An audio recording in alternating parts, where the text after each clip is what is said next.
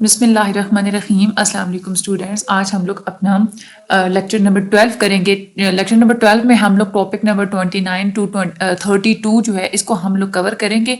ये इसमें आप लोगों को मैं बताऊंगी कि इसमें एमसीक्यूज और शॉर्ट क्वेश्चंस, ज़्यादातर आज का जो लेक्चर है ना इसमें से आपके ज़्यादातर शॉर्ट क्वेश्चंस आएंगे, बट जहाँ से लॉन्ग क्वेश्चंस आते हैं वहाँ से भी हम लोग जो है ना उसको देख लेंगे। ठीक है, अच्छा हम लोग चलते हैं आज के अपने लेसन की तरफ। वीडियो को आप लोगों ने एंड तक जरूर देखना है, चैनल को आपने सब्सक्राइब भी जरूर करना है और आगे आप लोगों ने शेयर भी जरूर करना है। ठीक है, हम लोग चलते हैं अपने टॉपिक की तरफ। टॉपिक नंबर जो 29 है, इसमें देखिए सबसे पहले हम लोग बात करते हैं न्यूक्लियोटाइड क्या होता है।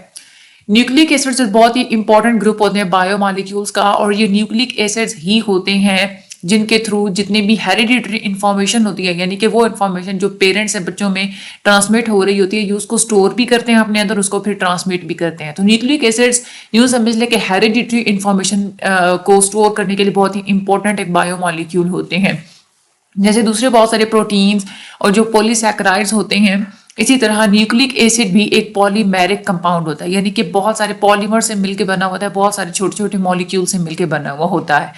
जो न्यूक्लिक एसिड्स होते हैं ना, उनमें कुछ यूनिट्स बार बार रिपीट हो रहे होते हैं, यानी कि उनको हम यूनिट्स को हम लोग कहते हैं न्यूक्लियोटाइड। यानी कि जो न्यूक्लियोटाइड्स होते हैं ना, बहुत सारे न्यूक्लियोटाइड्स आपस में इकट्ठे होते हैं तो फिर न्यूक्लिक एसिड्स बनते हैं।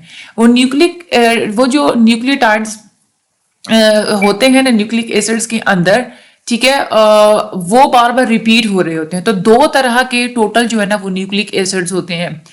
एक होता है डीऑक्सीराइबो न्यूक्लिक एसिड्स होते हैं, यानी कि जिसको हम लोग डीएनए कहते हैं, और दूसरा होता है राइबो न्यूक्लिक एसिड्स, ठीक है, जिसको हम लोग आरएनए कहते हैं।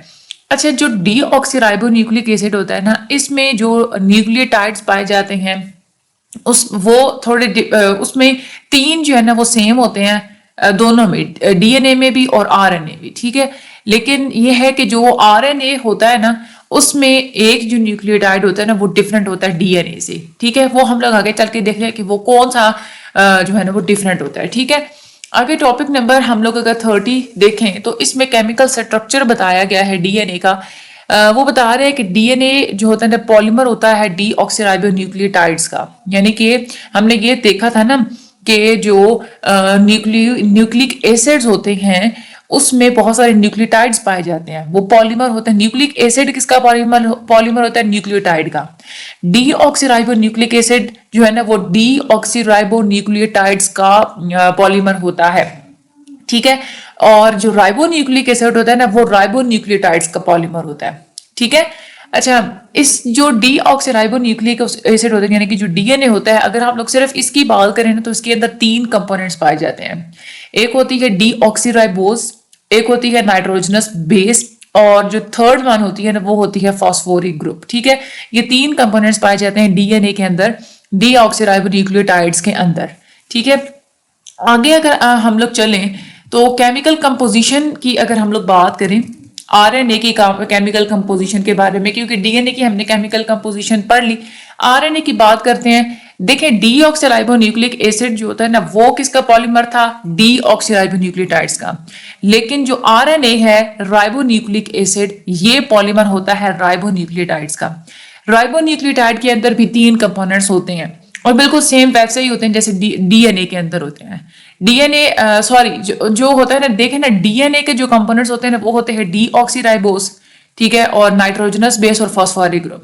लेकिन जो आरएनए होता है ना, इसमें राइबोस शुगर होती है, डीऑक्सीराइबोस की जगह पे राइबोस शुगर होती है, और बाकी नाइट्रोजनस बेस और फॉस्फोरिक ग्रुप जो है ना वो सेम होता है। ठीक है, यहाँ पे आपकी जो केमिकल कंपोजिशन है ना, ये आपके वो पेपर में पूछ सकते हैं कि आप हमें डिफरेंस बताएं कि डीएनए और आरएनए की केमिकल कंपोजिशन के दरमियान क्या डिफरेंस होता है।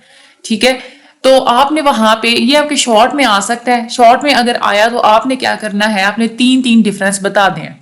ठीक है, आपने वहां पे एक तो ये डिफरेंस हो गया कि डीएनए पॉलीमर होता है डीऑक्सीराइबो न्यूक्लियोटाइड्स का, और आरएनए जो है ना वो पॉलीमर होता है राइबो न्यूक्लियोटाइड्स का।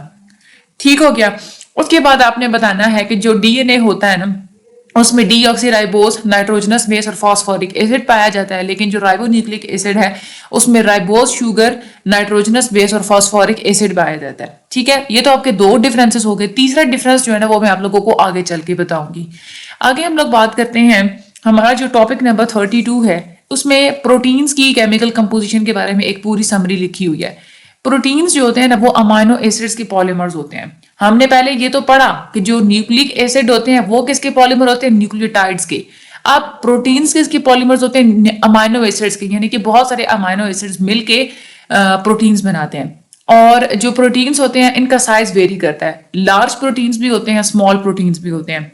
जितने भी प्रोटीन्स होते हैं वो मुख्तलिफ किस्म के अमाइनो एसिड से मिलके बने होते हैं, और उन अमाइनो एसिड्स को हम लोग कहते हैं स्टैंडर्ड अमाइनो एसिड्स, यानी कि वो अमाइनो एसिड्स जो कि प्रोटीन को बनाने में हेल्प आउट करते हैं, जो प्रोटीन्स को बनाते हैं, उनको हम लोग क्या कहते हैं, स्टैंडर्ड अमाइनो एसिड कहते हैं।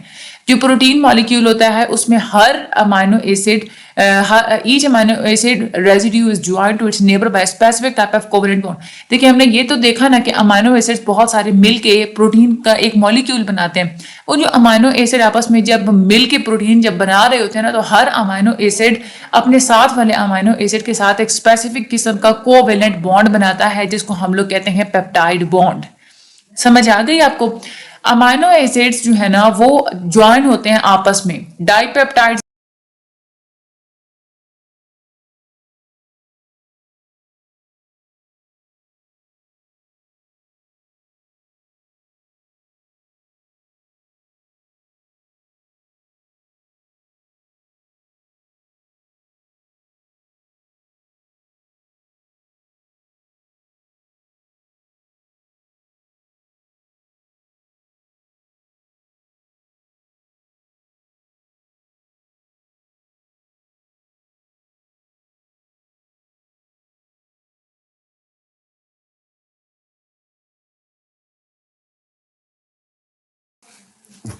अच्छा, यहाँ पे हम लोग सबसे पहली अपनी हम लोग डायग्राम पे चलते हैं। जो डीएनए और आरएनए का जो एक डिफरेंस है ना, वो यहाँ पे मैं आपको समझाती हूँ कि इनका जो है ना आपस में क्या डिफरेंस होता है। अच्छा, यहाँ पे हम लोग चलते हैं। देखें, सबसे पहला डिफरेंस तो ये है कि जो डीएनए है उसमें जो है ना वो क्या होता है, पेंटोज शुगर कौन सी होती है, डीऑक्सीराइबोज, ठीक है। लेकिन जो आरएनए होता है उसमें जो पेंटोज शुगर होती है वो होती है राइबोज, ठीक है। दूसरा इसका ये डिफरेंस है कि जो डीएनए होता है ना उसमें जो बेस की कंपोजिशन होती है उसमें पाया जाता है एडेनिन, गुआनाइन और साइटोसिन और थायामीन, ये 4 पाए जाते हैं, ठीक है, ये डीएनए के अंदर।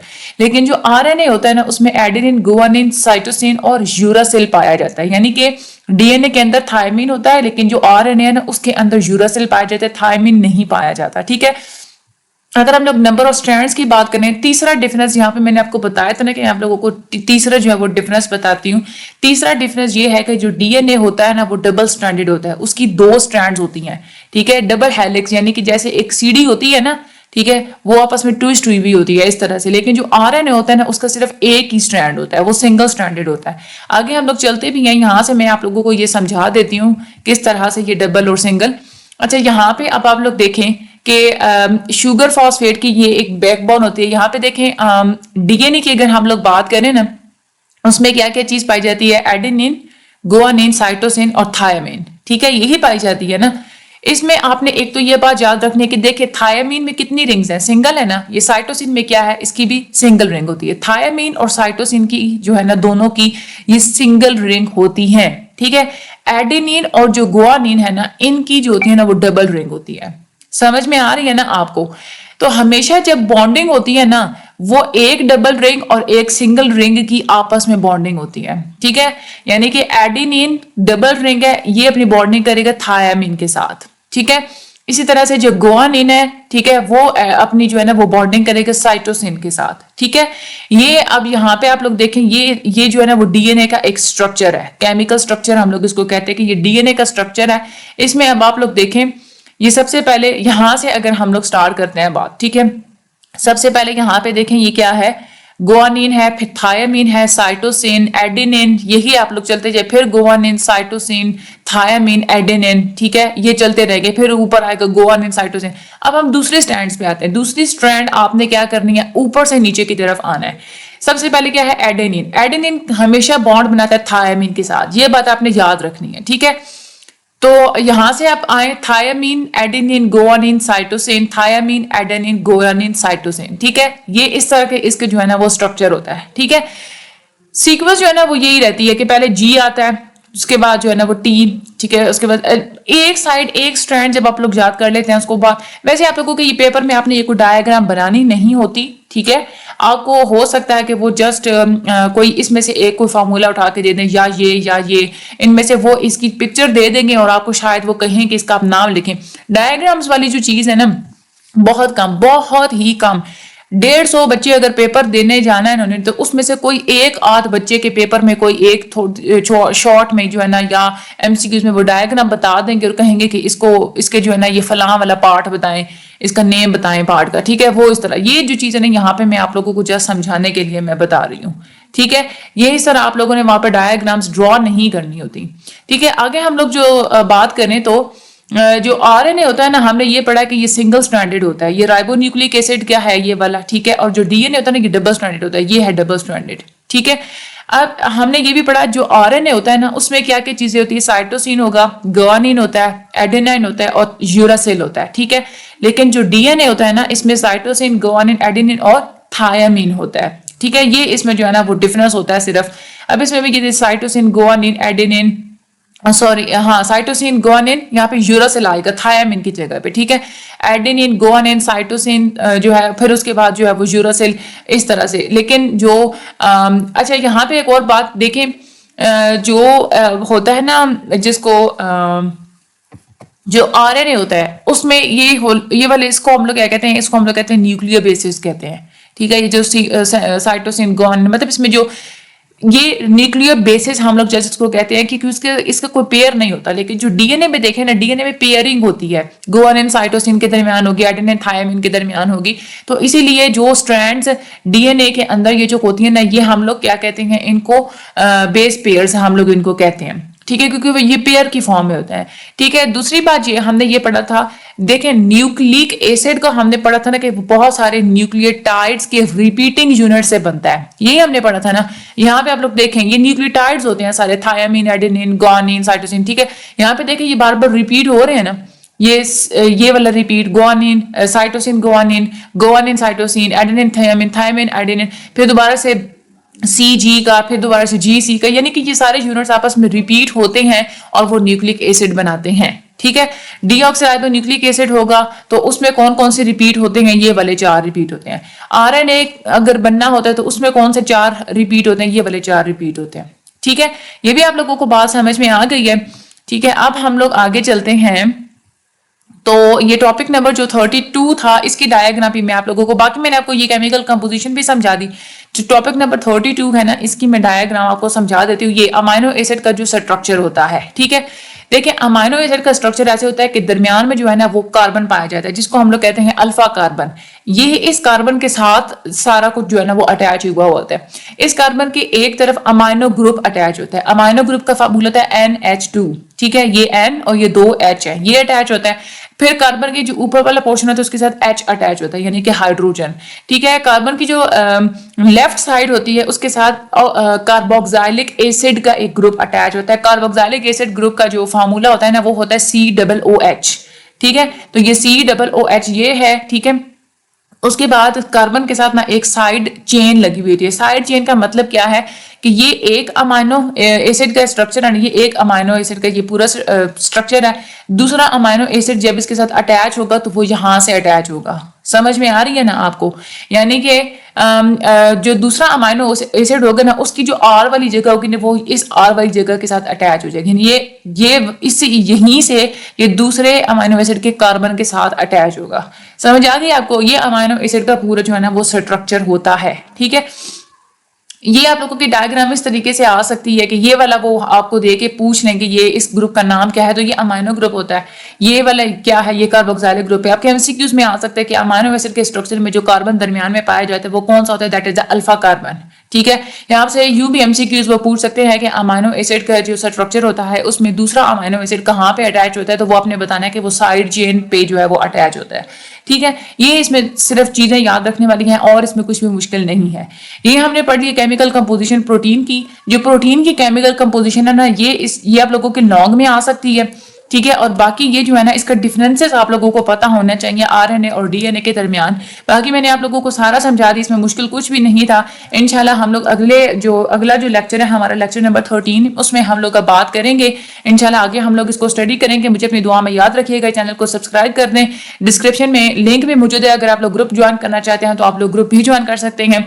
इंशाल्लाह अल्लाह ताला आप सब लोगों की मदद फरमाएंगे। अल्लाह ताला आप सब लोगों को फुल जीपीए से नवाजें, ए+ ग्रेड से नवाजें। मेरी तो यही दुआ है, यही ख्वाहिश है। अल्लाह ताला मेरे सारे स्टूडेंट्स को कामयाबियों से, बहुत बहुत कामयाबियों से नवाजें। मुझे अपनी दुआ में बहुत ज़्यादा याद रखिएगा। अल्लाह ताला आप सब लोगों के पेरेंट्स को लंबी ज़िंदगी अता फरमाए। Thank you so much and अल्लाह हाफिज़।